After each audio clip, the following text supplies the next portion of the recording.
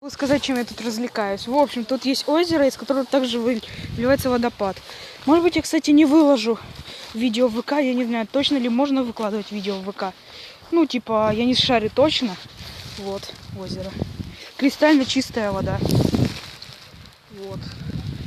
Вон там горы, короче. Там какой-то флажок. Если его видно, ну, чуть-чуть видно. Так что вот так. Вон там типа переход самой воды в водопад.